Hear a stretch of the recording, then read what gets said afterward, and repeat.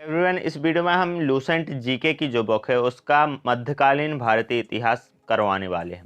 इससे पहले हम प्राचीन भारतीय इतिहास पूरा एक ही वीडियो में करवा चुके हैं। यदि आप किसी कारणवश इस बुक को नहीं पढ़ पा रहे हैं या आपको रिवीजन करना है, तब एक ऑडियो बुक की तरह आप इन वीडियो को देख सकते हैं।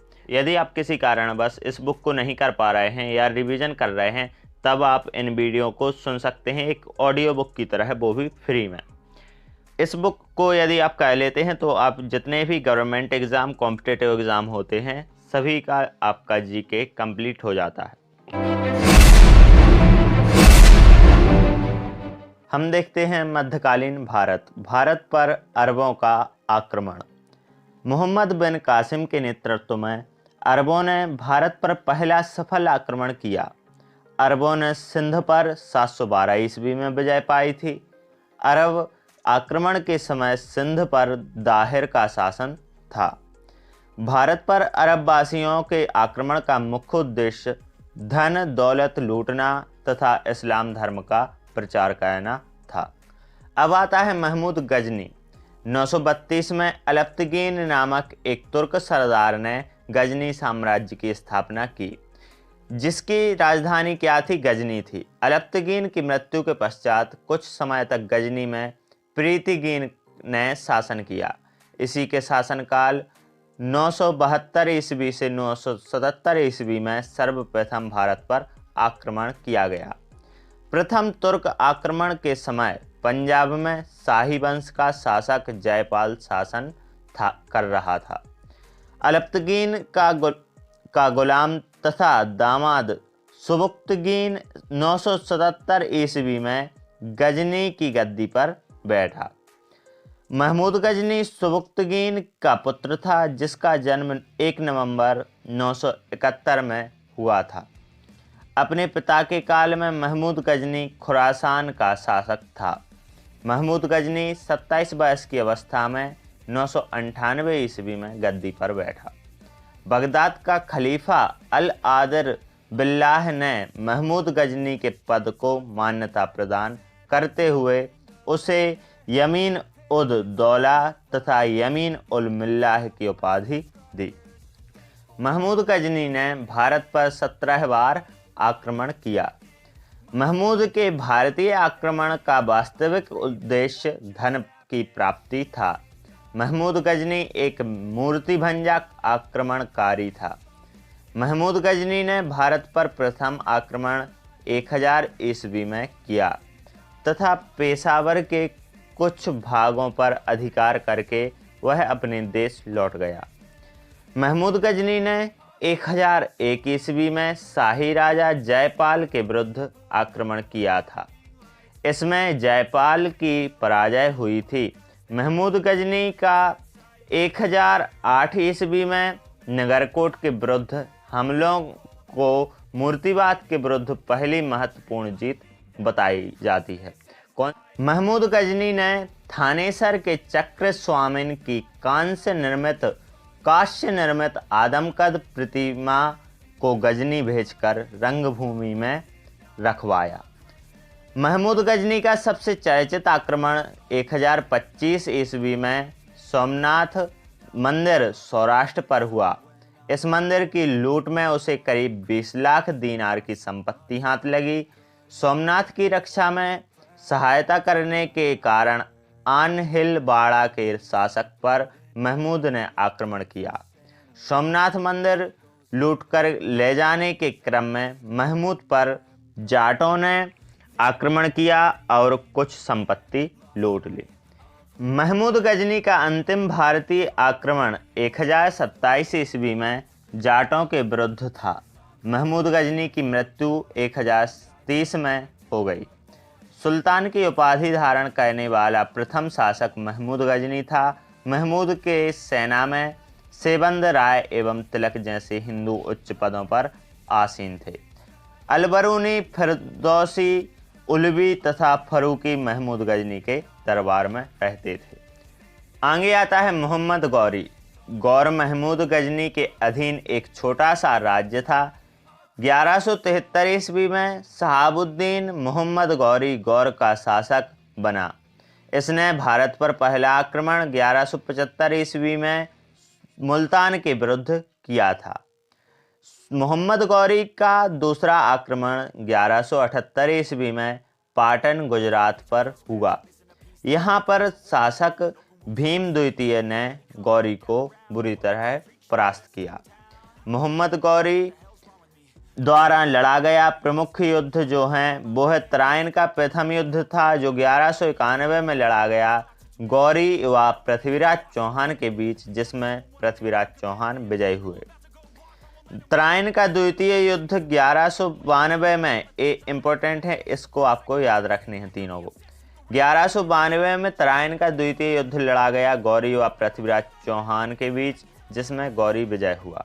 इसके बाद चंदावर का युद्ध 1194 में गौरी एवं जयचंद के बीच हुआ, जिसमें गौरी विजय हुआ। तराइन के प्रथम युद्ध में पृथ्वीराज चौहान का सेनापति स्कंद था, ये नोट है।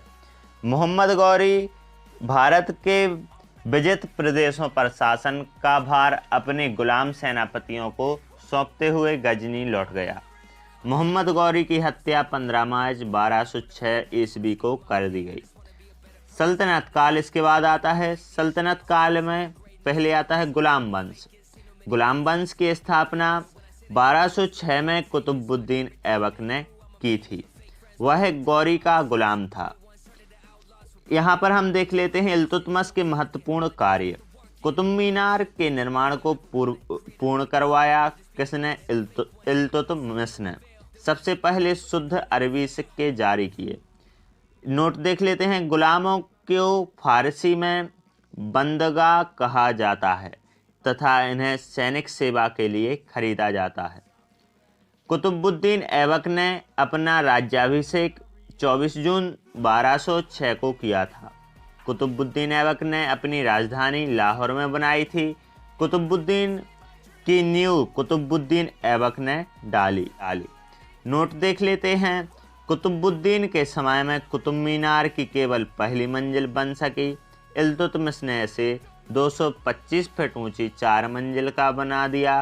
फिरोज तुगलक के समय बिजली गिरने के कारण इसकी चौथी मंजिल नष्ट हो गई, जिसके कारण फिरोज ने इसमें 2 छोटी मंजिलें बनवा दी, जिससे इसमें 5 मंजिल हो गई और ऊंचाई 9 फीट बढ़कर 234 फीट हो गई। पहले 225 थी, अब 234 हो गई। यहाँ पर देख लेते हैं इल्तुतमिश ने इक्का प्रणाली चलाई। 40 गुलाम सरदारों का संगठन बनाया जो तुर्कान ए चहलगानी के नाम से जाना जाता। सर्वप्रथम दिल्ली के अमीरों का दमन किया। दिल्ली का कुबत उल इस्लाम मस्जिद एवं अजमेर का 2.5 दिन का झोपड़ा नामक मस्जिद का निर्माण ऐबक ने करवाया था। कुतुबुद्दीन ऐबक को लाख बख्श लाखों का दान देने वाला भी कहा जाता है। प्राचीन नालंदा विश्वविद्यालय को ध्वस्त करने वाला ऐबक का सहायक सेनापति बख्तियार खिलजी था। ऐबक की मृत्यु 1210 ईस्वी में चौगान खेलते समय घोड़े से गिरकर हो गई। इसे लाहौर में दफनाया गया। ऐबक का उत्तराधिकारी आराम शाह हुआ, जिसने सिर्फ 8 महीनों तक शासन किया। आराम शाह की हत्या करके इल्तुतमिश 1211 ईस्वी में दिल्ली की गद्दी पर बैठा। इल्तुतमिश तुर्किस्तान का इल्बरी तुर्क था, जो ऐबक का गुलाम एवं उसका दामाद था। ऐबक की मृत्यु के समय वह बदायूं का गवर्नर था। इल्तुतमिश लाहौर से राजधानी को स्थानांतरित करके दिल्ली लाया। इसने हौज-ए-सुल्तानी का निर्माण देहला-ए-कोहिना के निकट करवाया। इल्तुतमिश पहला शासक था जिसने 1229 ईस्वी में बगदाद के खलीफा से सुल्तान पद की वैधानिक स्वीकृति प्राप्त की। इल्तुतमिश की मृत्यु अप्रैल 1236 में हो गई। चंगेज खां से बचने के लिए ख्वारिज्म के सम्राट जलालुद्दीन को इल्तुतमिश ने अपने यहाँ शरण दी। इल्तुतमिश के बाद उसका पुत्र रुकनुद्दीन फिरोज गद्दी पर बैठा। वह एक अयोग्य शासक था। इसके अल्पकालीन शासन में उसकी मां शाह तुर्कान छाई रहीं। मंगोल चीन के उत्तर में गोबी के रेगिस्तान के निवासी थे। वह एक घूमने फिरने वाली अर्ध सभ्य जाति थी तथा उनका मुख्य पेशा घोड़ों और अन्य पशुओं का पालन करना था। वे बहुत गंदे रहते थे तथा सभी प्रकार का मांस खाते थे। उनमें स्त्री विषयक नैतिकता का सर्वथा अभाव था। वे विभिन्न कबीलों में बटे थे। उन्हीं कबीलों में से एक में 1163 ईस्वी तमुचिन उर्फ चंगेज खां का जन्म हुआ, जिसे महान और श्रापित दोनों पुकारा गया। इसका पिता ऐसुगाई बहादुर था। शाह तुर्कान के अवांछित प्रभाव से परेशान होकर तुर्की अमीरों ने रुकनुद्दीन को हटाकर रजिया को सिंहासन पर आसीन किया। इस प्रकार रजिया बेगम प्रथम मुस्लिम महिला थीं जिसने शासन की बागडोर संभाली। रजिया ने पर्दा प्रथा का त्याग कर तथा पुरुषों की तरह चोगा एवं कुलाह टोपी पहनकर राजदरबार में खुले मुँह से जाने लगी। रजिया ने मलिक जमालुद्दीन याकूत को आमिर ए अखूर नियुक्त किया। गैर तुर्कों को सामंत बनाने के रजिया के प्रयासों से तुर्की अमीर विरुद्ध हो गए और उसे बंदी बनाकर दिल्ली की गद्दी पर मुइजुद्दीन बहराम शाह को बैठा दिया। रजिया की शादी अल्तुनिया के साथ हुई। इससे शादी करने के बाद रजिया ने पुनः गद्दी प्राप्त करने का प्रयास किया, लेकिन वह असफल रही। रजिया की हत्या 13 अक्टूबर 1240 ईस्वी को डाकुओं के द्वारा कैथल के पास कर दी गई। बहराम शाह को बंदी बनाकर उसकी हत्या मई 1242 ईस्वी में कर दी गई। उसके बाद दिल्ली का सुल्तान अलाउद्दीन मसूद शाह बना।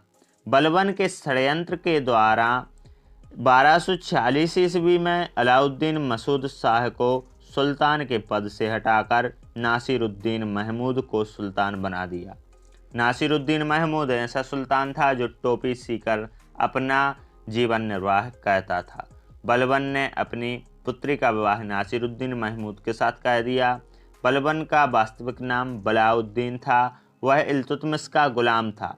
तुर्कान ए चहलगानी का विनाश बलबन ने किया था। बलबन 1266 ईस्वी में गियासुद्दीन बलबन के नाम से दिल्ली की गद्दी पर बैठा। यह मंगोलों के आक्रमण से दिल्ली की रक्षा करने में सफल रहा। मंगोल वही जो हमने अभी पहले पढ़ लिए हैं। सीरी नामक नया नगर बलबन ने बसाया था। राजदरबार में सिजदा एवं पैबोस प्रथा की शुरुआत बलबन ने की थी। बलबन ने फारसी रीति रिवाज पर आधारित नवरोज फारसी का पहला दिन उत्सव को प्रारंभ करवाया। अपने विरोधियों के प्रति बलबन ने कठोर लोह एवं रक्त की नीति का पालन किया। नासिरुद्दीन महमूद ने बलबन को उलूग खां की उपाधि प्रदान की। बलबन आखेट अभियान के बहाने अपनी सेना को लंबी दूरी तक कवायद कराकर दुरुस्त रखता था। बलबन के दरबार में फारसी के प्रसिद्ध कवि अमीर खुसरो एवं अमीर हसन रहते थे। गुलाम वंश का अंतिम शासक शमसुद्दीन कैमूर था। इसके बाद आता है खिलजी वंश जो 1290 ईस्वी से 1320 ईस्वी तक चला। गुलाम वंश के शासन को समाप्त कर 13 जून 1290 ईस्वी को जलालुद्दीन फिरोज खिलजी ने खिलजी वंश की स्थापना की। इसने किलोखरी को अपनी राजधानी बनाई। जलालुद्दीन की हत्या 1296 ईस्वी में उसके भतीजे व दामाद अलाउद्दीन खिलजी ने कड़ामानिकपुर में कर दी। 22 अक्टूबर 1296 में अलाउद्दीन दिल्ली का सुल्तान बना। अलाउद्दीन के बचपन का नाम अली तथा गुरसास्प था। अलाउद्दीन खिलजी ने सेना को नगद वेतन देने एवं स्थायी सेना की नींव रखी। दिल्ली के शासकों में अलाउद्दीन खिलजी के पास सबसे विशाल स्थायी सेना थी। घोड़ा दागने एवं सैनिकों का हुलिया लिखने की प्रथा की शुरुआत अलाउद्दीन खिलजी ने की। अलाउद्दीन ने भूराजस्व की दर को बढ़ाकर उपज का 1/2 भाग कर दिया।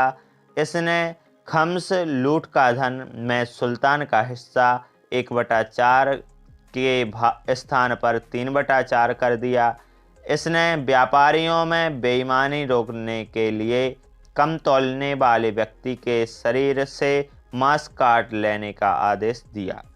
इसने अपने शासनकाल में मूल्य नियंत्रण प्रणाली को दृढ़ता से लागू किया। दक्षिण भारत की विजय के लिए अलाउद्दीन ने मलिक काफूर को भेजा। जमैयत खाना मस्जिद, अलाई दरवाजा, सीरी का किला व 1000 खम्मा महल का निर्माण अलाउद्दीन ने करवाया। अलाई दरवाजा को इस्लामी वास्तुकला का रत्न कहा जाता है। देवी अधिकार के सिद्धांत को अलाउद्दीन ने चलाया। सिकंदर सानी की उपाधि से स्वयं को अलाउद्दीन खिलजी ने भूषित किया। अलाउद्दीन ने मलिक याकूब को दीनार रियासत नियुक्त किया। अलाउद्दीन द्वारा नियुक्त परवाना नवीस नामक अधिकारी वस्तुओं की परमिट जारी करता था। शाहनाई मंडी, यहाँ खादानियों को बिक्री हेतु लाया जाता था। सराय अदल, यहाँ वस्त्र, शक्कर, जड़ी बूटी, मेवा, दीपक का तेल एवं अन्य निर्मित वस्तुएं बिकने के लिए आती थीं। अलाउद्दीन खिलजी की आर्थिक नीति की व्यापक जानकारी जियाउद्दीन बरनी की कृति तारीख़ फिरोज शाही से मिलती है। खजाइनुल फतूह अमीर खुसरो, रहला इब्न बतूता एवं फुतूहस्म लातिन ईसानी की कृति है। मूल्य नियंत्रण को सफल बनाने में मुहतसिब, सेंसर एवं नाजिर नापतोल अधिकारी की महत्वपूर्ण भूमिका थी। मुबारक खां ने खलीफा की उपाधि धारण की थी।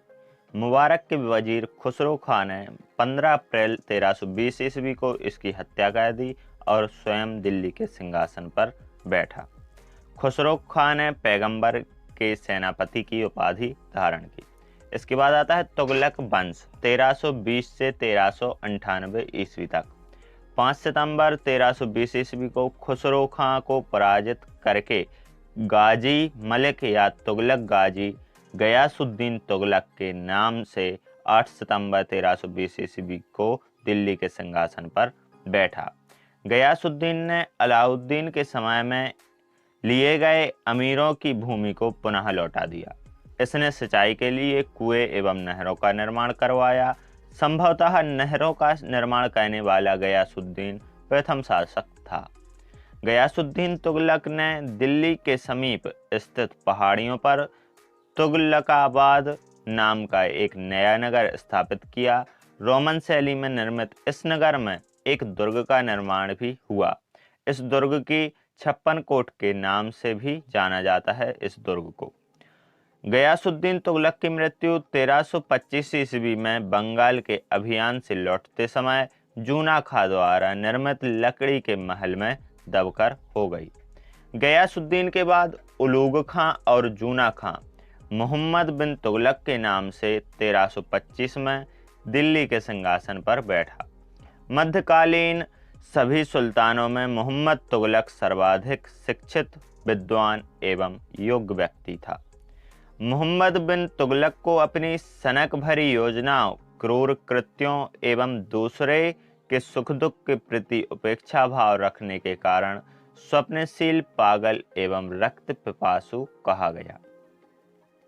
मोहम्मद बिन तुगलक ने कृषि के विकास के लिए अमीर कोही नामक एक नवीन विभाग की स्थापना की। मोहम्मद बिन तुगलक ने अपनी राजधानी दिल्ली से देवगिरी में स्थानांतरित की और इसका जन्म दौलताबाद रखा और इसका नाम क्या रखा? दौलताबाद रखा। मोहम्मद बिन तुगलक अपने प्रत्येक मलिक के सम्मान में 2 पोशाक दिया करता था, एक जाड़े में और दूसरा गर्मी में। कहा जाता है कि डाक प्रबंधों के द्वारा मोहम्मद बिन तुगलक के लिए ताजे फल एवं पीने के लिए गंगा जल मंगवाया जाता था। सांकेतिक मुद्रा के अंतर्गत मोहम्मद बिन तुगलक ने कांसा, तांबा धातुओं के सिक्के चलवाए। जिनका मूल्य चांदी के रुपए टंका के बराबर होता था। एडवर्ड थॉमस ने मोहम्मद बिन तुगलक को प्रिंस ऑफ मनियर्स की संज्ञा दी। अफ्रीकी यात्री इब्न बतूता लगभग 1333 ईस्वी में भारत आया। सुल्तान ने इसे दिल्ली का काजी नियुक्त किया। 1342 में सुल्तान ने इसे अपने राजदूत के रूप में चीन भेजा। इब्न बतूता की पुस्तक रेहला में मोहम्मद तुगलक के समय की घटनाओं का वर्णन है। इसने अपनी पुस्तक में विदेशी व्यापारियों के आवागमन, डाक चौकियों की स्थापना यानी डाक व्यवस्था एवं गुप्तचर व्यवस्था के बारे में लिखा है। इसने नगाड़ों की भारी ध्वनि के बीच एक स्त्री को सती होने के दृश्य का वर्णन किया है। इसके कथनानुसार सती होने के लिए सुल्तान से अनुमति लेनी पड़ती थी। मोहम्मद तुगलक के समय जिया नक्शवी पहला व्यक्ति था जिसने संस्कृत कथाओं की एक श्रृंखला का फारसी में अनुवाद किया था। इस पुस्तक का नाम तूती नामा था, जिसमें एक तोता एक ऐसी गृहिणी नायिका को कहानी सुनाता है जिसका पति यात्रा पर गया है। मोहम्मद तुगलक ने जिन प्रभु सुरी नामक जैन साधु को अपने दरबार में बुलाकर सम्मान प्रदान किया था। मोहम्मद बिन तुगलक की मृत्यु 20 मार्च 1351 ईस्वी को सिंध जाते समय थट्टा के निकट गोडाल में हो गई। मोहम्मद बिन तुगलक के शासनकाल में दक्षिण में हरिहर एवं बुक्का नामक दो भाइयों ने 1336 में स्वतंत्र राज्य विजयनगर की स्थापना की। महाराष्ट्र में अलाउद्दीन बहमन शाह ने 1347 ईस्वी में स्वतंत्र बहमनी राज्य की स्थापना की। मोहम्मद बिन तुगलक की मृत्यु पर इतिहासकार बदायूनी लिखता है, अंततः लोगों को उससे मुक्ति मिली और उसे लोगों से। मोहम्मद बिन तुगलक शेख अलाउद्दीन का शिष्य था। वह सल्तनत का पहला शासक था जो अजमेर में शेख मुइनुद्दीन चिश्ती की दरगाह और बहराइच में सालाह मसूद गाजी के मकबरे में गया। मोहम्मद बिन तुगलक ने बदायूं में मीरन मुलहीम, दिल्ली में शेख निजामुद्दीन औलिया, मुल्तान में शेख रुकनुद्दीन, अजूधन में शेख मुल्तान आदि संतों की कब्र पर मकबरे बनवाए। फिरोज तुगलक का राज्याभिषेक थट्टा के नज़दीक 20 मार्च 1351 को हुआ। पुनः फिरोज का राज्याभिषेक दिल्ली में अगस्त 1951 को हुआ। खलीफा द्वारा इसे कासिम अमीर उल मोमिनीन की उपाधि दी गई। राजस्व व्यवस्था के अंतर्गत फिरोज ने अपने शासनकाल में 24 कष्टदायक करों को समाप्त कर केवल 4 कर खराज लगान जो थे गुम्स, युद्ध में लूट का माल, जजिया एवं जकात को वसूल करने का आदेश दिया। फिरोज तुगलक ब्राह्मणों पर जजिया लागू करने वाला पहला मुसलमान शासक था। फिरोज तुगलक ने एक नया कर सिंचाई कर भी लगाया जो उपज का 1/10 भाग था। फिरोज तुगलक ने 5 बड़ी नहरों का निर्माण करवाया। फिरोज तुगलक ने 300 नए नगरों की स्थापना की। इनमें हिसार, फिरोजाबाद, फतेहपुर, जौनपुर, फिरोजपुर प्रमुख हैं। इसके शासनकाल में खिजराबाद, जिसे टोबरा गांव भी कहते हैं, एवं मेरठ से अशोक के 2 स्तंभ को लाकर दिल्ली में स्थापित किया गया। सुल्तान फिरोज तुगलक ने अनाथ मुस्लिम महिलाओं, विधवाओं एवं लड़कियों की सहायता के लिए एक नए विभाग दीवाने खैरात की स्थापना की। सल्तनत कालीन सुल्तानों के शासनकाल में सबसे अधिक दासों की संख्या करीब 1,80,000 फिरोज तुगलक के समय थी।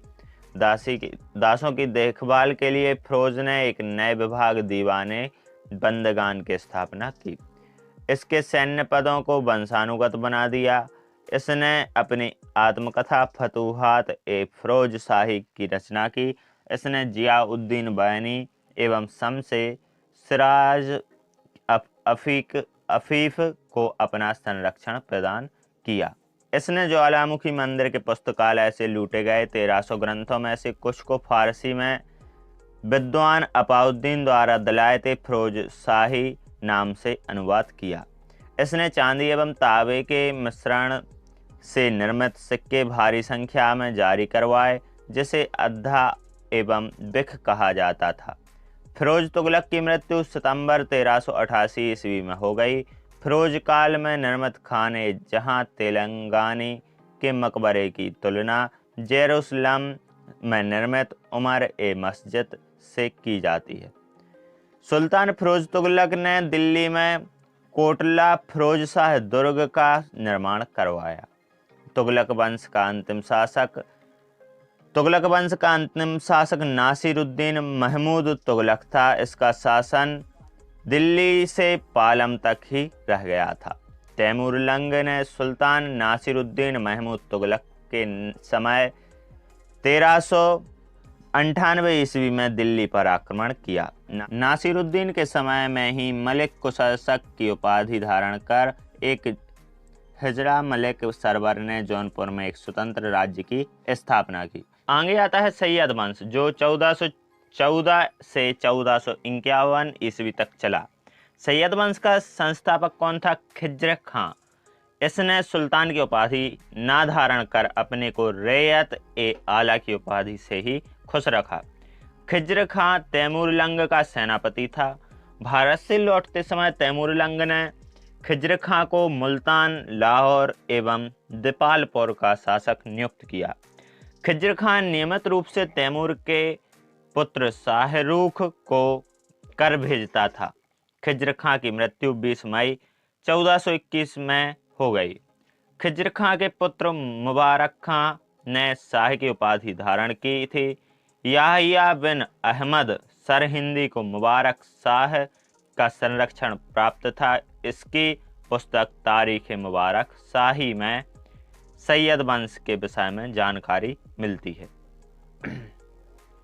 यमुना के किनारे मुबारकाबाद की स्थापना मुबारक शाह ने की थी। सैयद वंश का अंतिम सुल्तान अलाउद्दीन आलम शाह था। सैयद वंश का शासन करीब 37 वर्षों तक रहा। इसके बाद आता है लोधी वंश। लोधी वंश का शासन 1451 से 1526 ईस्वी तक रहा। लोधी वंश का संस्थापक कौन था? बहलोल लोधी। वह 19 अप्रैल 1451 को बहलोल शाह गाजी की उपाधि से दिल्ली के सिंहासन पर बैठा। दिल्ली पर प्रथम अफगान राज्य की स्थापना का श्रेय बहलोल लोधी को जाता है। बहलोल लोधी ने बहलोल सिक्के का प्रचलन करवाया। वह अपने सरदारों को मकसद अली कहकर पुकारता था। वह अपने सरदारों के खड़े रहने पर स्वयं भी खड़ा रहता था। बहलोल लोधी का पुत्र निजाम खां 17 जुलाई 1489 ईस्वी में सुल्तान सिकंदर शाह की उपाधि से दिल्ली के सिंहासन पर बैठा। 1504 ईस्वी में सिकंदर लोधी ने आगरा शहर की स्थापना की। भूमि के लिए मापन के प्रमाणिक पैमाना गजे सिकंदरी का प्रचलन सिकंदर लोधी ने किया। गुलरुखी शीर्षक से फारसी कविताएं मिलने वाला सुल्तान सिकंदर लोधी था। सिकंदर लोधी ने आगरा को अपनी नई राजधानी बनाया। इसके आदेश पर संस्कृत के एक आयुर्वेद ग्रंथ का फारसी में फरहंगे सिकंदरी के नाम से अनुवाद हुआ। इसने नगरकोट के ज्वालामुखी मंदिर की मूर्ति को तोड़कर उसके टुकड़ों को कसाईयों को मांस तौलने के लिए दे दिया। गले की बीमारी के कारण सिकंदर लोधी की मृत्यु 21 नवंबर 1517 ईस्वी को हो गई। इसी दिन इसका पुत्र इब्राहिम शाह की उपाधि से आगरा के सिंहासन पर बैठा। संभवतः दिल्ली के सुल्तानों में सिकंदर लोधी प्रथम सुल्तान था जो हिंदुओं के त्योहारों मुख्यतः होली में भाग लेता था। दिल्ली की मठ मस्जिद सिकंदर लोधी के प्रधानमंत्री वजीर मियां भोइया ने 1505 में बनवाई थी। 21 अप्रैल 1526 ईस्वी को पानीपत के प्रथम युद्ध में इब्राहिम लोधी बाबर से हार गया। इस युद्ध में वह मारा गया। बाबर को भारत पर आक्रमण के लिए निमंत्रण पंजाब के शासक दौलत खां लोधी एवं इब्राहिम लोधी के चाचा आलम खां ने दिया था। इसके बाद आती है सल्तनत कालीन शासन व्यवस्था। इसे हम नेक्स्ट वीडियो में देखेंगे। इस वीडियो में इतना ही। यदि वीडियो पसंद आए तो वीडियो को लाइक, चैनल को सब्सक्राइब करें। Thank you.